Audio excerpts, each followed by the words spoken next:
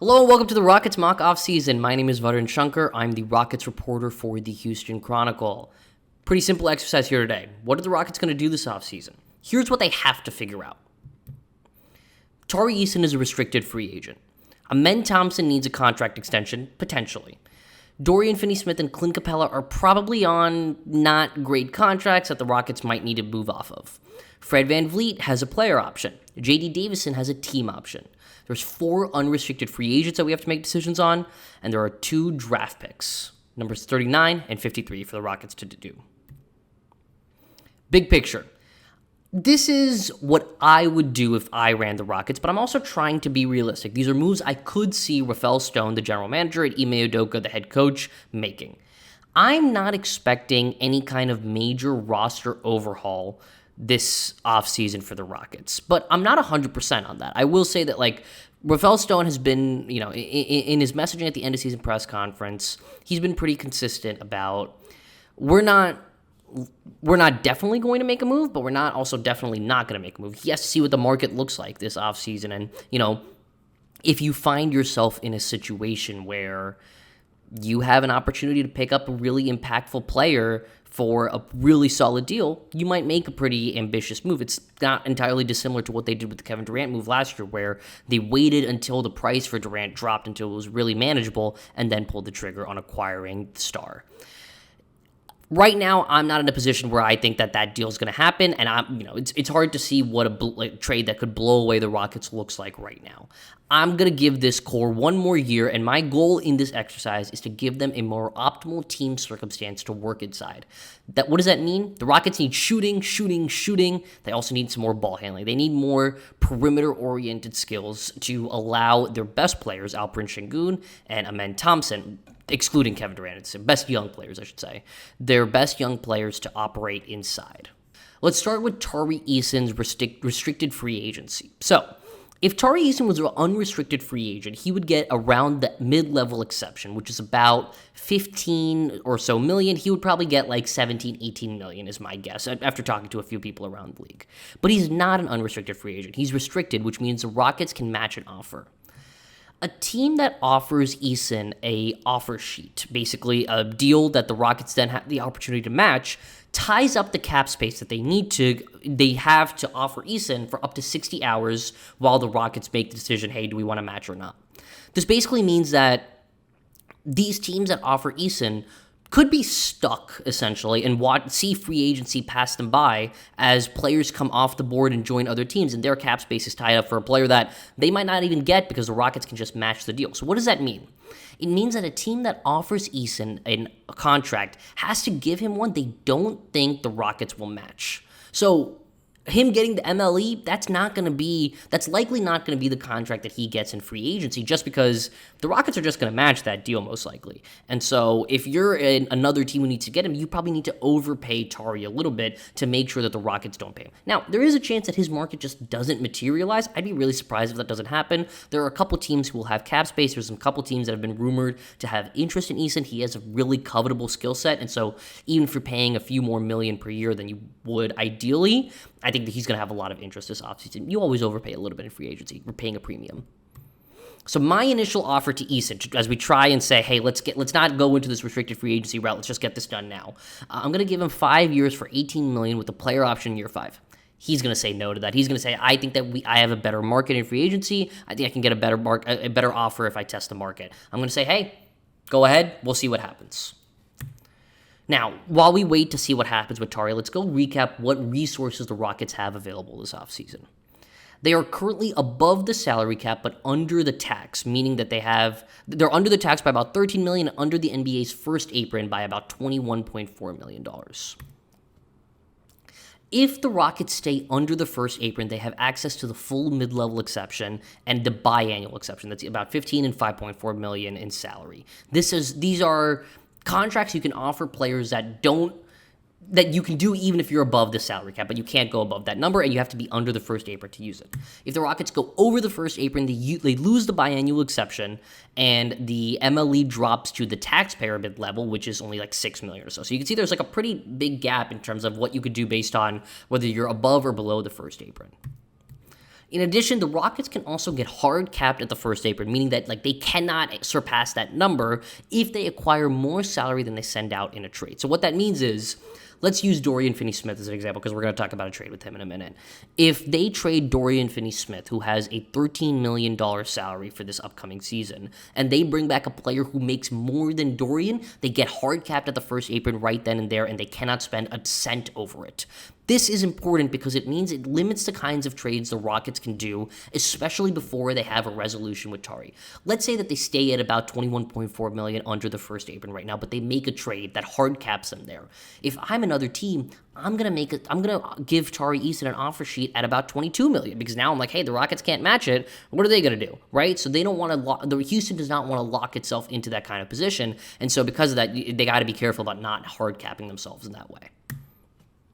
Let's see what we can do to create some wiggle room. Fred VanVleet, he has a $25 million player option. If he's going to decline that, he needs additional years and money added to it. He's 32 years old, coming off a torn ACL. I don't want to hit that button unless I absolutely have to. So let's talk about trading Dorian Finney-Smith or Clint Capella. 2 second-round picks from the people I've talked to can get Dorian Finney-Smith to a team with cap space. He signed a 4-year deal with the Rockets last offseason, but it was a deal where the last 2 seasons are non-guaranteed. So basically, this upcoming season, Finney-Smith enters the year as an expiring contract, so it shouldn't be too difficult to trade. 2 second-round picks get it done. But I want to aim higher. Ty Jerome of the Memphis Grizzlies makes $9.2 million and makes about the same amount a year later on a player option. He shoots 39% from 3, gets him the shooting you want. He's 6'5". There's some positional size there. He's an analytic darling. He gives you some shooting. He gives you some ball handling without sacrificing too much on the defensive end.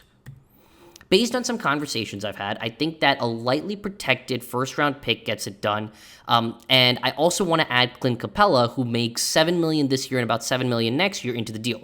I'm going to need more to entice them to take on Capella. Ty Jerome, we're acquiring $9 million. We're sending out Dorian Finney-Smith and Clint Capella. That's about $20 million total salary. We're giving up our 2030 Houston first. That's top 8 protected. The Rockets are probably going to be in the playoffs in 2030, or at least above number 8 in the lottery. I think that's a pick that they're going to give up, but it's also not going to be a premier pick. I'm also going to give up 2 second-round picks, Memphis' own second-round pick in 2027, and then the Houston second-round pick in 2028. I think this deal would get it done. It might be a little generous for the Rockets here, but I don't think that it's crazy just because Finney-Smith is an expiring contract. Capella is on a pretty low number, and if you're the Grizzlies, Ty Jerome, what is he really doing for you when you're trying to be a tanking team next year, to be honest? So I think that there's some upside here for the Rockets, and I think it's a move that can make sense on both sides. Let's talk about the free agents the Rockets have. I'm going to bring back Josh Okogie, Jeff Green, and Jae'Sean Tate on a minimum. I'm also going to bring in Isaiah Crawford on a 2-way. I really like Okogie. I thought he did some really good stuff for the Rockets last season. He gives you some rebounding. He gives you some defense. He shot the 3 pretty well on low volume, but still, hey, he's not a total non-factor from there. Jae'Sean Tate struggled at times throughout the season, but he was also dealing with some injuries. I think he and Jeff Green are just really steady veteran leaders to have around. I'm going to decline J.D. Davison's team option.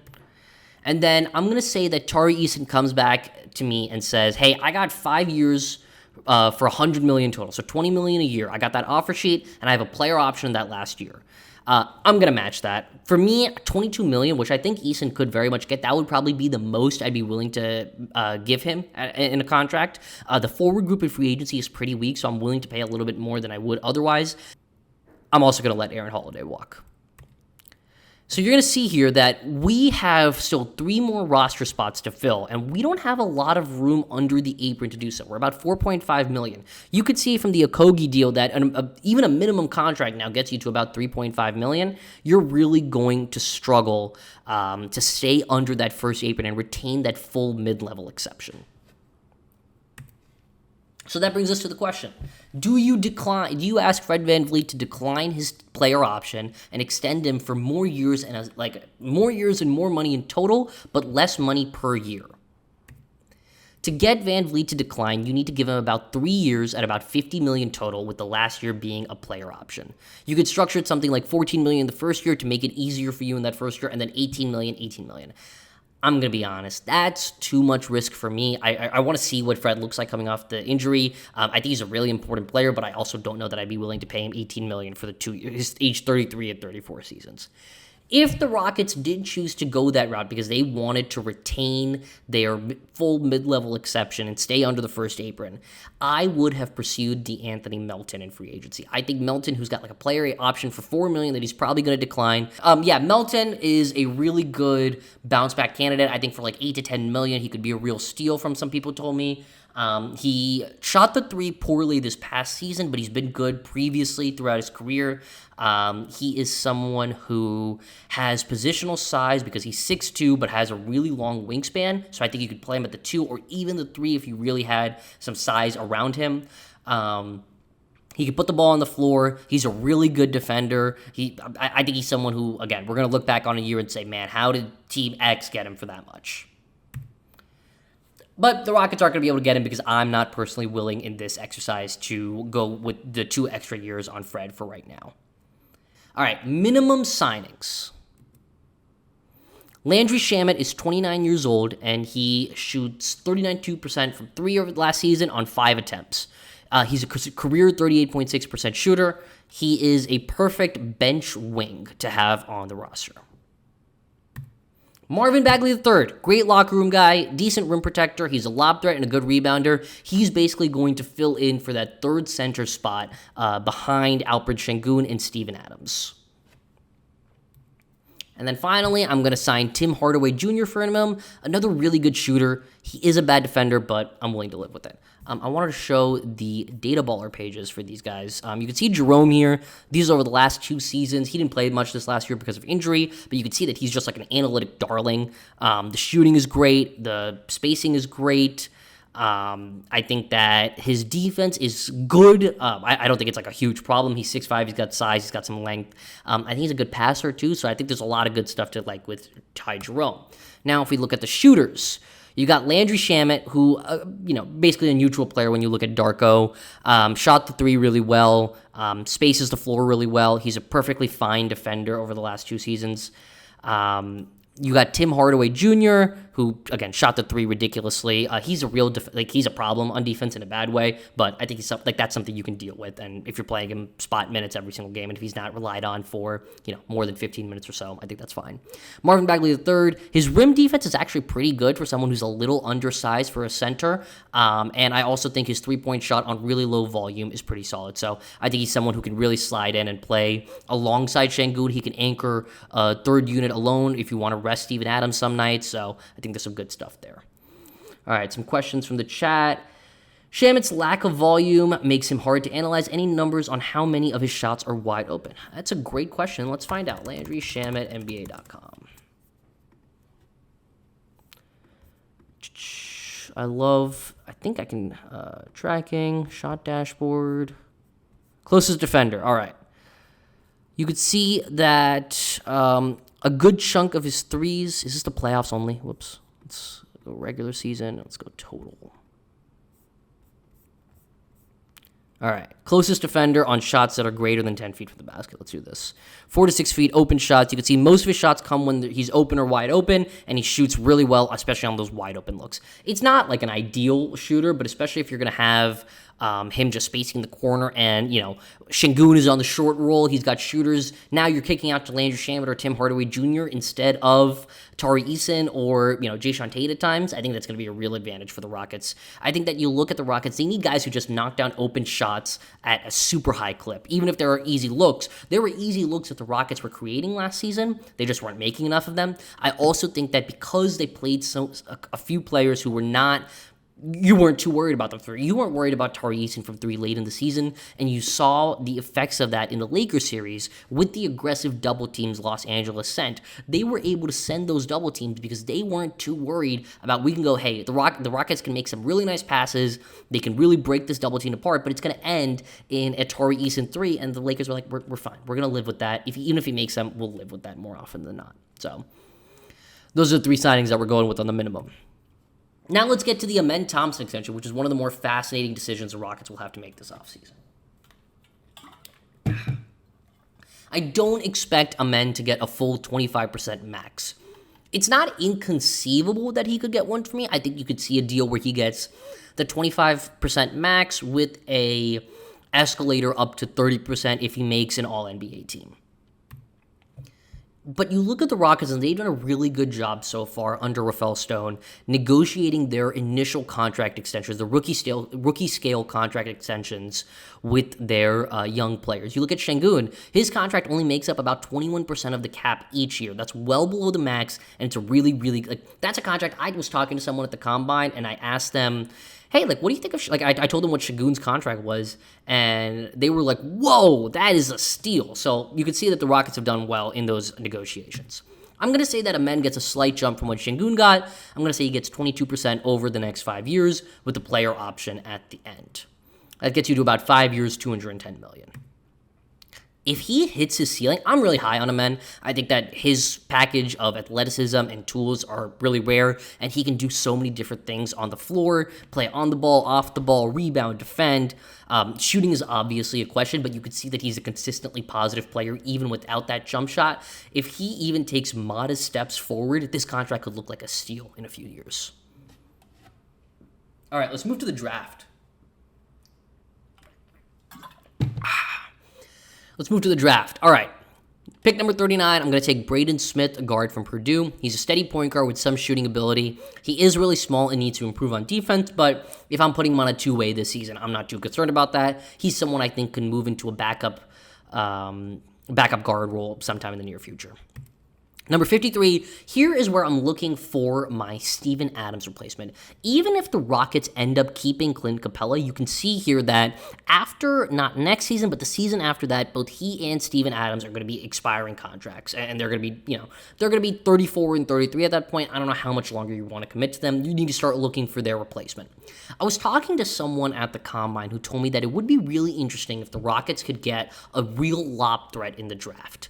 And the reason they said that is you can run these big-to-big pick and rolls with him and Şengün, with Şengün as a handler. And what that does is it often will put two big men in the same action. And big men, when they have to defend on the perimeter, they're just not used to it, and so you can get them to make some mistakes more readily. They might, one of them might call for a switch, and then they mess up a switch, or they might not communicate at all, and next thing you know, you got Şengün going downhill. And I think it's something that can really help Alpert is playing with another player who's a lob threat. And I also think that it allows him to be really effective with some big-to-big passing. You've seen some of what Şengün has been able to do when he posts up, he draws a second help defender, and then he's got Amen getting the lob threat in the dunker spot. Imagine if you're doing that with a 7-footer as well, so which is why I want to go to a player like Ugonna Onyesu, the center from UVA.